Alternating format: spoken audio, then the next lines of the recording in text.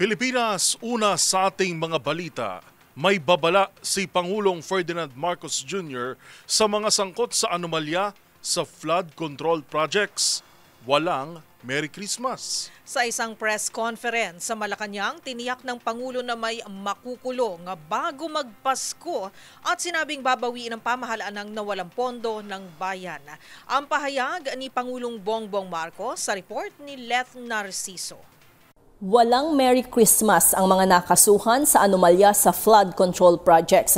Iyan ang tugon ni Pangulong Ferdinand Marcos Jr. sa tanong kung kailan makukulong ang mga sangkot sa ghost at substandard projects.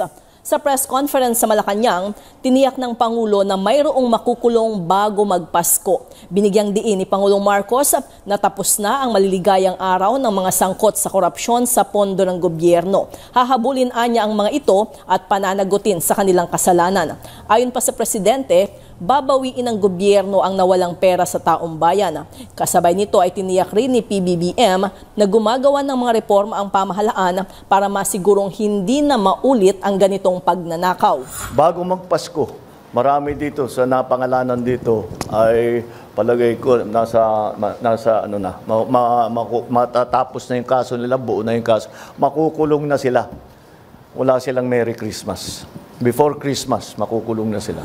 Kabilang sa mga binanggit ng Pangulo na mayroon ng mga kaso sa Office of the Ombudsman ay ang ilang dating opisyal ng Department of Public Works and Highways tulad ni Henry Alcantara, Bryce Hernandez, JP Mendoza at ang mag-asawang kontratista na sina Curly at Sara Diskaya. Kasama rin sa 37 mga pangalan na inirekomendang makasuhan ng Independent Commission for Infrastructure sina Senators Joel Villanueva at Jinggoy Estrada, dating Representatives Zaldico at Mitch Cahayon-Uy, COA Commissioner Mario Lipana, dating DPWH Secretary Manuel Bonoan at dating DPWH Undersecretaries Roberto Bernardo at Maria Catalina Cabral. Para sa MBC TV Network News, ito si Leth Narciso ng DZRH. Una sa Pilipinas, una sa Pilipino.